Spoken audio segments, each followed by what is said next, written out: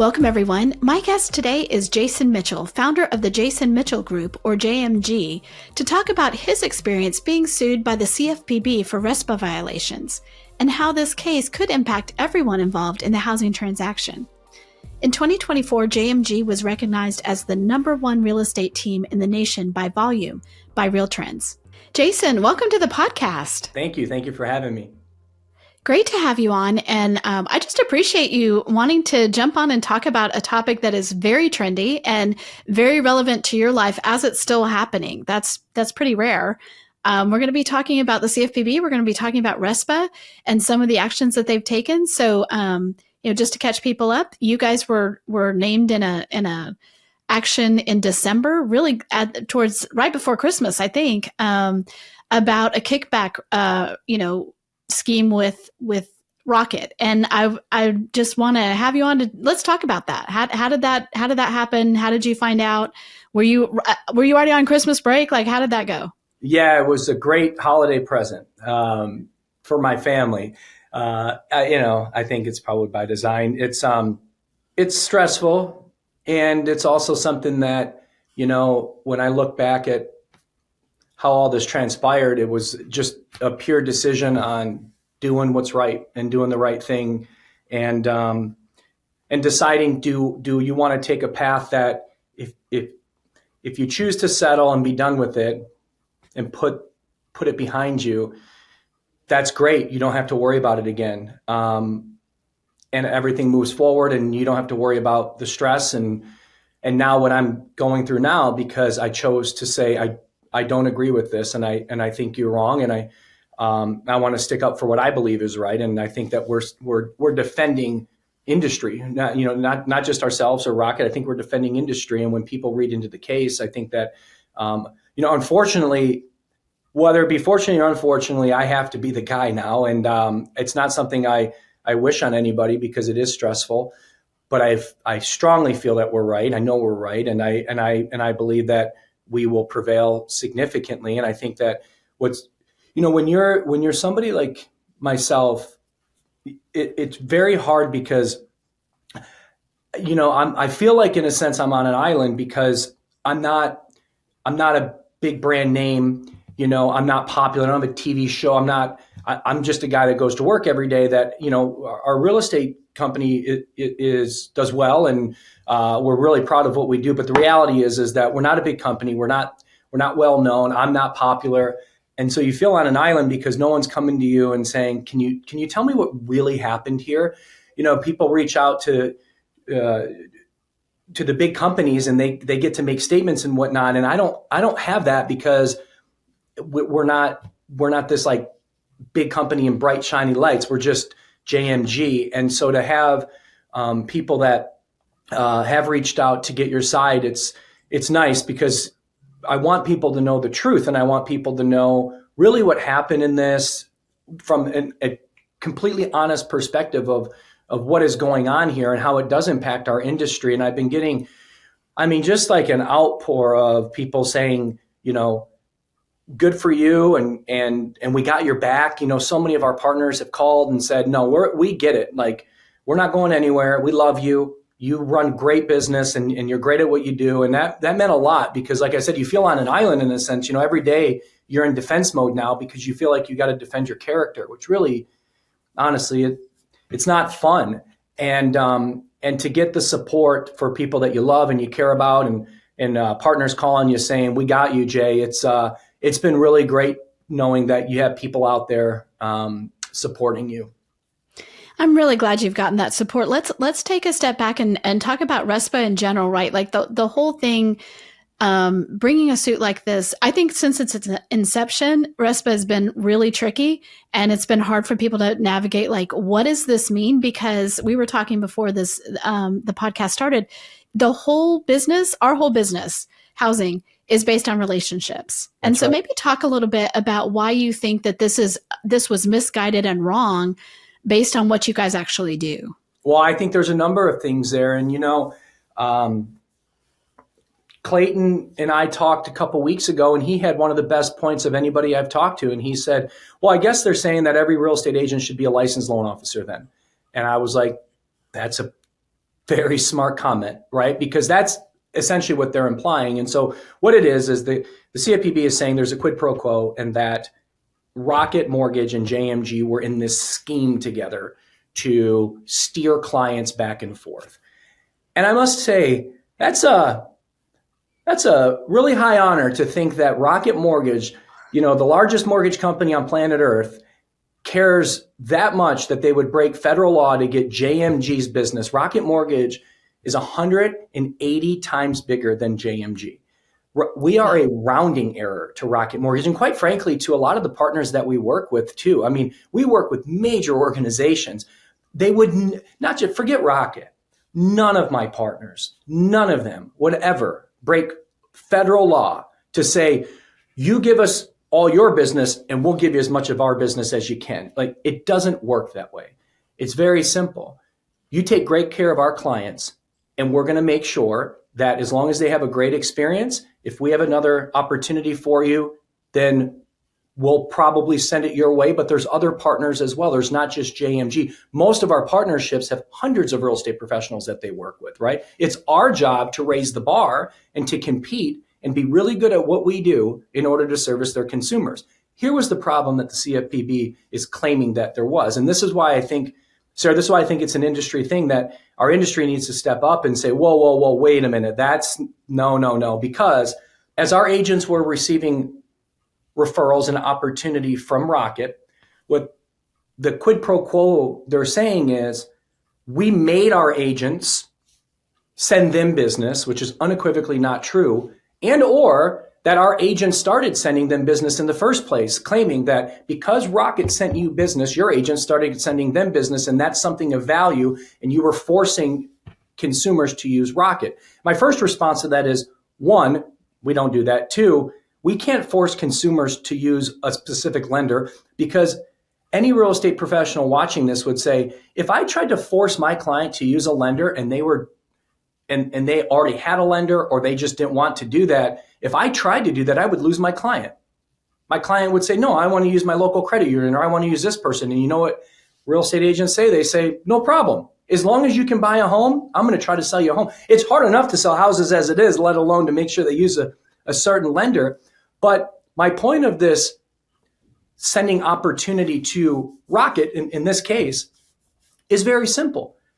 Our agents were a benefactor of putting good quality consumers on their lap to say, sell them a home.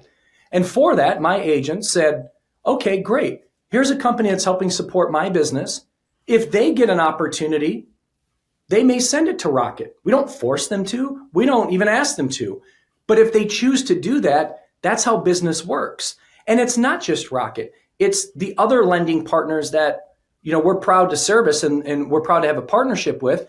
They're supporting our agents too. So if they happen to say, look, I met Sarah at an open house, her and her husband at an open house.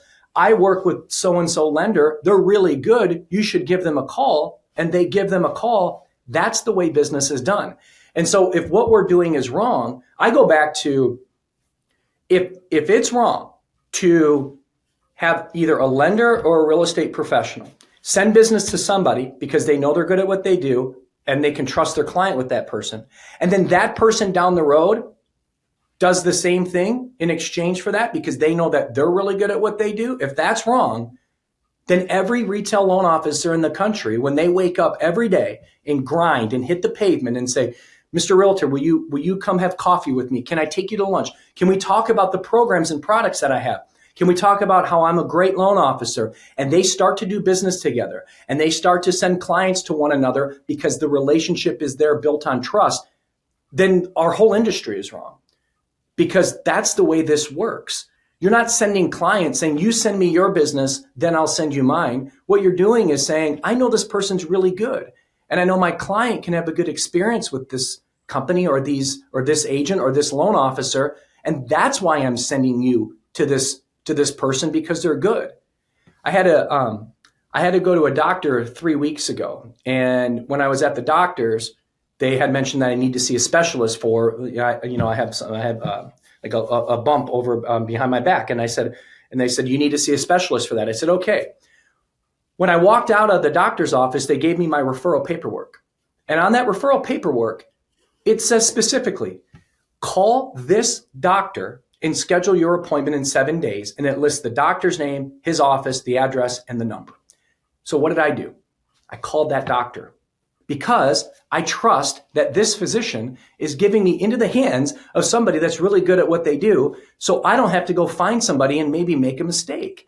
I mean, every industry works on relationship. So I don't know. And that's why when I was facing the decision, do I settle and put this behind me, or do I defend not just Rocket or myself? Do I defend every referral partner that's been in business since forever? And basically every major lending company, search company, reload company, they all have a network of agents that they want their consumers to work with if they don't have a realtor, because they know they'll get a better experience. That's what we do. And that's how this world works. So for the tens of thousands of agents, real estate professionals out there that are a byproduct of receiving referrals organizationally, this is what this case is about. It feels like so much of this is just a total misunderstanding of how this business works. Like I think, an agent is going to, if they're at the field, soccer field on Saturday, and they're talking to someone and they're interested, or they're trying to get something fast, they're going to call the lender they know is going to answer the phone at Saturday at 6:00 at night and get on, or maybe they don't answer the phone. Maybe they have this great, automated thing that helps it. But like, to your point, if they're not giving it to the best people, they're not going to keep the business. And to me, the Consumer Financial Protection Bureau, where they should get involved is where consumers are being harmed. And in this, there's nothing about where is a consumer harmed by these relationships. Oh, And that's man, what I don't understand. And quite frankly, thank God for these, thank God for these lenders and these networks that represent major lenders, because you know what they do? If you want to look at this and you say, well, it should be consumer choice. Well, guess what it is? Because the question is, are you working with a real estate professional right now? And if the answer is yes, great. We hope you have a great experience and that we can work with you on your loan. If the answer is no, then would you like us to connect you with a great real estate professional that we know and trust? I would love that. Well, that's a good thing for a consumer to go work with a great real estate agent.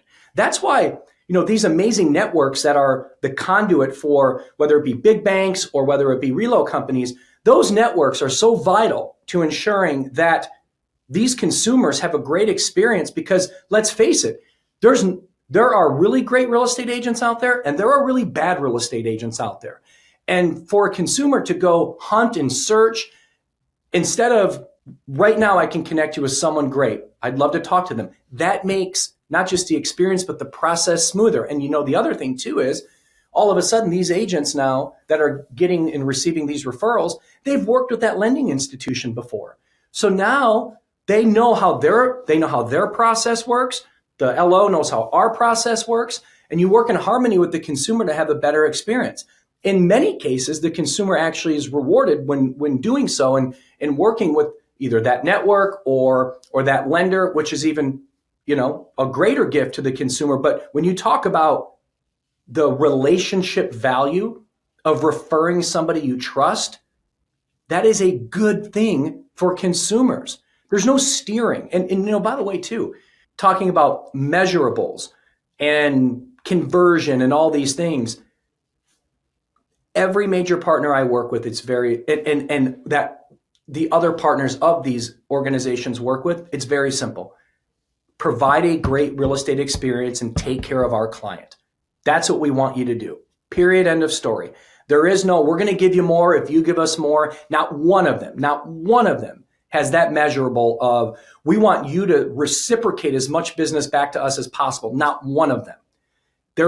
These network and banking institutions work on something that's very crystal clear. Give a 5-star experience to these consumers. And if you don't, then you're never going to get the ability to work with our clients again. If you do, we'll hopefully have more for you in the future. That's how they all work.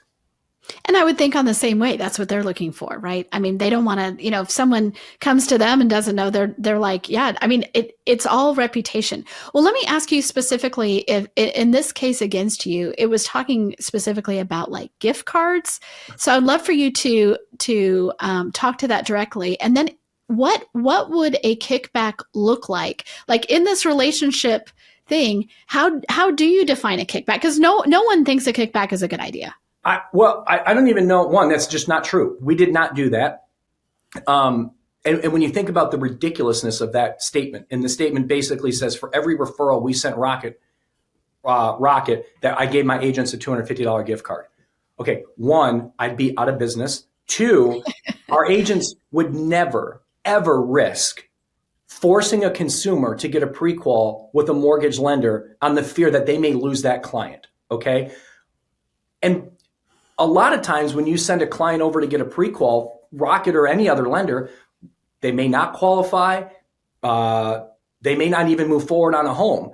So if I'm just throwing out gift cards left and right saying, yeah, send a referral over, here's $250 for you. I sound like Oprah, $250 for you, $250 for you. Like, that's absurd. It's absolutely absurd. It didn't happen.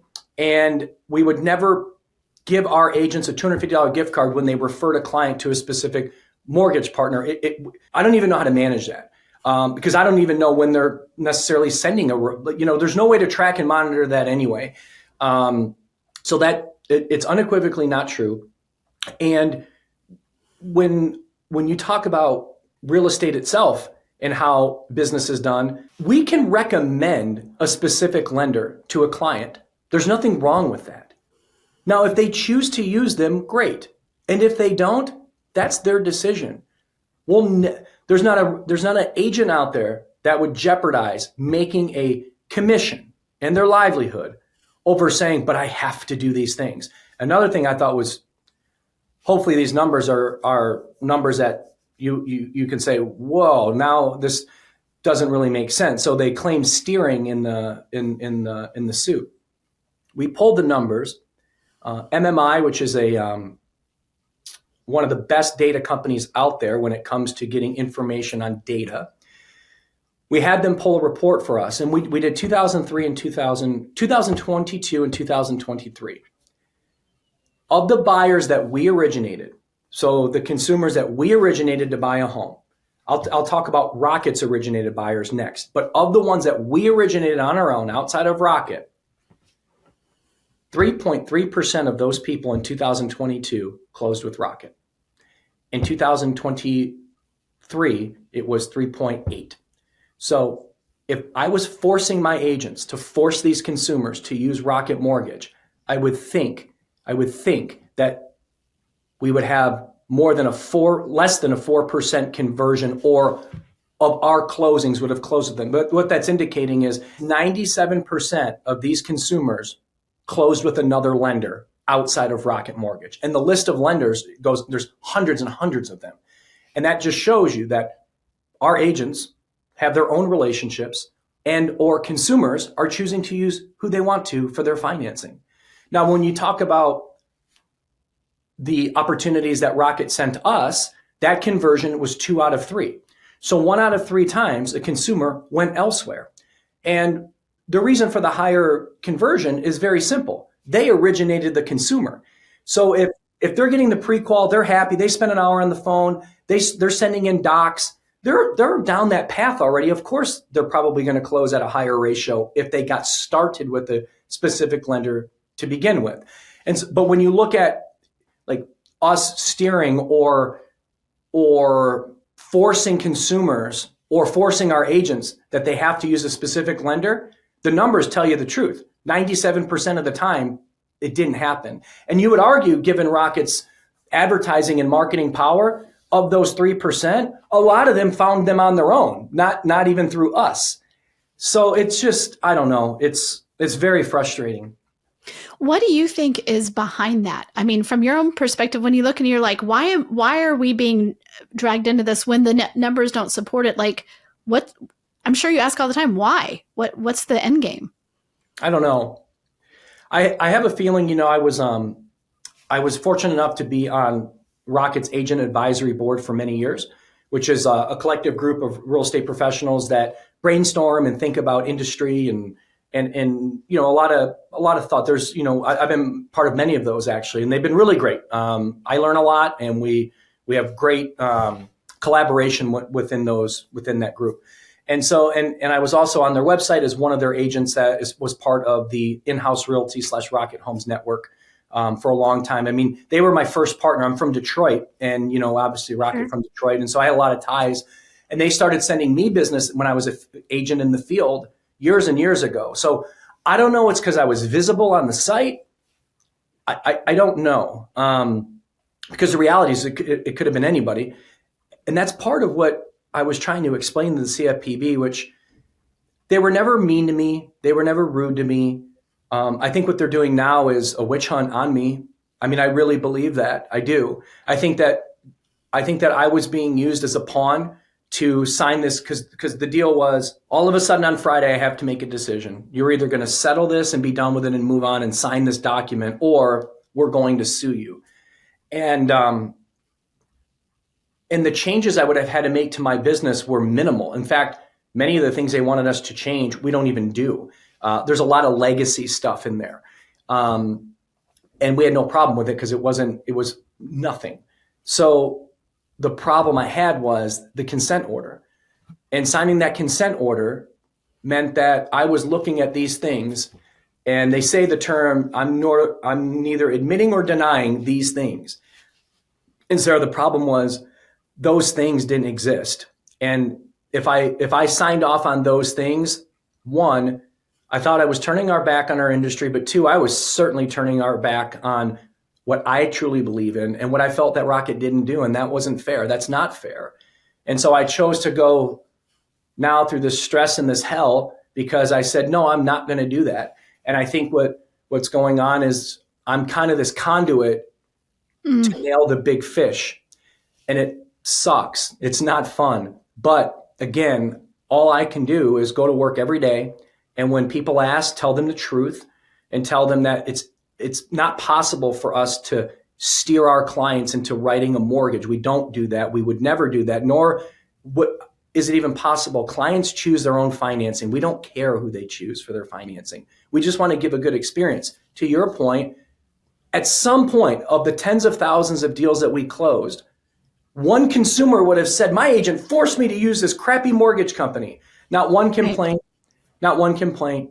Never an agent of ours saying, I left JMG or I was fired from JMG because they were making me use this specific company. It doesn't exist because it never existed. Wow. So where are you in this process, having said no to the consent order? And so you're right in there. I mean, like, we all think things are going to be different under the Trump administration. Right now, they're not. Rohit Chopra is still the director of the CFPB as of this moment. Yeah. What does this look like for you right now? For me, it's uncharted. I'm just following the lead of our attorneys and saying, we're filing our motion to dismiss. Again, you don't know these things behind closed doors because you're not privy to them. But I have been on the phone with people that I've never met before saying, what you don't realize is the industry is starting to rally around you because they know this is crap. Mm-hmm. and it does affect our industry. And it means so much because you do feel like you're on an island, like you're on this fight on your own. If people are saying, well, you got Rocket's attorneys, this and that. No, that's not true. They got their own case and I got my own case. It's not what you may think where I'm going to be so protected because I got a $30 billion company that's fighting this with. It's not that simple. I got to fight my own battles here and it's expensive. I think it's the right thing to do. I know it's the right thing to do. The question is, were you better off putting it behind you? And if I did that, you're just a sellout. And I want to be a sellout. Wow. Well, I can hear in your voice, there's conviction here. Obviously, you put your money where your mouth is. You put your money where your mouth is because you're like, it would have been easier and probably less expensive to sign the consent order. So What do they have any sort of, attorneys have any sort of timeline and have they said that there might be and obviously if I'm asking you something you can't answer, you can tell me, but or have they said, listen, this might all just go away, in a few weeks? What I want is, I want it to be dismissed I want it to be dismissed, period. I would love for it to get dismissed and say there's no merit because what the hard part is, I know there's people out there that work with us and that know me that are defending our character. And I feel like I've had to put people to defend my character, and that doesn't feel good because I don't want them to have to do that. I'm so happy they're doing that. It makes me proud to have people that know you, that are defending you, but I don't want to make people defend your name, and so the vindication for me is going to be when the day that I can say either we won or it got dismissed, is so I can turn back and say, thank you for being by my side. Thank you because companies that get a little bit scared, I get it because the optics don't look good. But when you really drill down into it, I had a gentleman who's one of the number one RESPA attorneys in the country.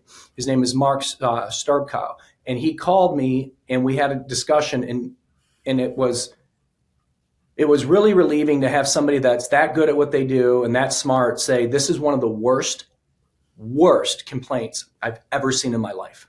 I'm really sorry you're going through this, but my goodness, this is really bad.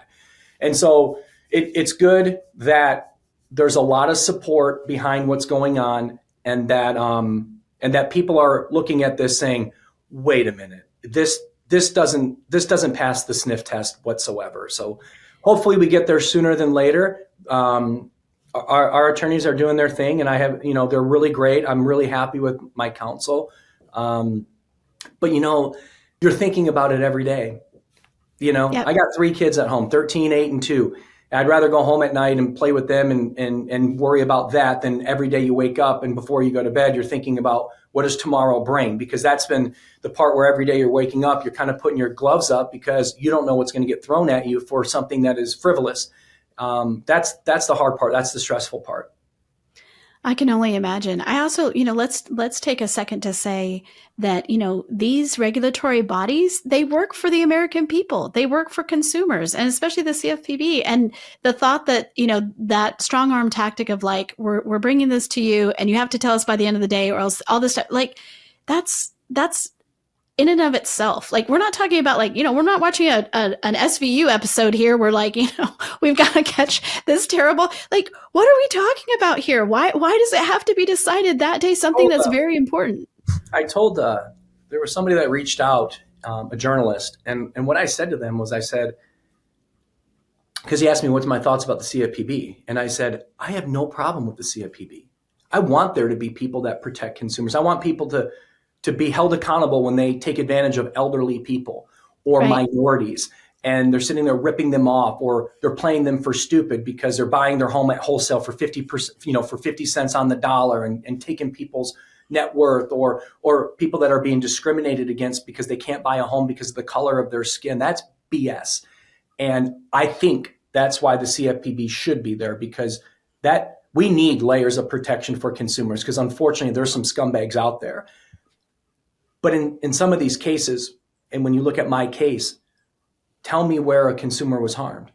Right. They said to me, did you know that people that got these mortgages, that many of them paid more on their monthly payment? And I said, how would I know that? I don't write the loan. I don't have anything to do with the mortgage. And so there, a lot of this stuff was trying to either it was feel guilty or have some sense of like involvement with anything to do with the mortgage. And the reality is we don't have anything to do with the mortgage. And one of the things, and I go back to at the beginning of this, when I was telling you I was speaking with Clayton, and going back to, so do you want every real estate agent to be a loan officer now? Because what they were indicating was we should be giving advice to our consumers that they should seek alternative financing. And I said, well, wait a minute, hold on a second. So if any lender sends any lending institution sends their third-party real estate company or a network sends a referral out to an agent, to a realtor, you want that realtor to say, I know this lending institution's really good, but you should probably talk to these other people. Like, that is crazy, because you're now saying real estate, there was, notes in a system that said, Rocket has great first-time homebuyer programs. You're going to have a good experience with them. And I was yet to explain to that. And I said, well, what's wrong with that? Well, they don't have the best first-time homebuyer programs. I said, they don't? like based on what factor? Based on credit score? Based on down payment? Based on how quickly they want to close? Right. Like that's a slippery slope when you start saying somebody shouldn't say that that's a good lender and there's better lenders for that. Which one? I mean, Also, it's crazy to say that, to make those statements that real estate professionals should now know all the different lending products and programs and who's better at what, and advise clients on that information. That's ludicrous. Also, we went through this whole thing with TRID back in the day so that, consumers get a closing disclosure and they have time to shop the loan. Like the whole thing is set up so that even when you've picked a lender for whatever reason, your own or through, a trusted party, you have the opportunity all the way through that process to change. Otherwise, why did we do all that with TRID? And the mortgage industry turned themselves inside out to make sure that they get a closing disclosure, that they get the right disclosures at the right time so that they can figure out what they want to do. And it shows that consumers very rarely shop. Even after all that, Right. they just don't, because they don't know anything about it. And it's just like you with the surgeon. You're like, hey, trusted person with my health, tell me who should cut me open. Like you don't want to go. I mean, why would you then go and go, let me do my own research? Someone who knows nothing about surgeons. We don't want real estate agents getting involved with the financing. I mean, Right. Our job's very simple. Show me the letter. Good to go. Call the LO. Yep, they're great. Let's go find you a home. I mean, it's just that simple. We have enough to worry about through that process to stay away from anything financing or any of those related issues. We should never get involved with that. And to even whisper that we should be getting involved with that and seeking these alternative lenders, if a real estate agent has a good recommendation of a lender, great. But that's where it should begin and end. You know what I mean? Like, I know Sarah's a great loan officer. Give her a call. That's where it should begin and end, not getting involved too. Well, Sarah has these programs that if you put 5% down and then if you borrow, that's crazy. I mean, that's crazy. And for us for that to even get brought up, that we should know better, that's crazy. I mean, no better what? I think it speaks to the fact that they don't understand how complex this is. They should understand because they're supposed to be the regulators here, but it is crazy. Jason, we are out of time. Thank you so much for making the time. Thanks for coming on. I know you do have a lot of support in the industry where people can look at this and say clearly, like, there's some things here that just don't add up. And also just the way that they've done it. Like I said, I mean, if they have a complaint, the way they did it was just, it just doesn't make sense. So we appreciate you coming on, talking to our audience about something they care about a lot. And we will be following up to see what happens in the next, weeks or months. Wish me luck. Well, all the luck in the world. Thanks, Jason. Thank you very much.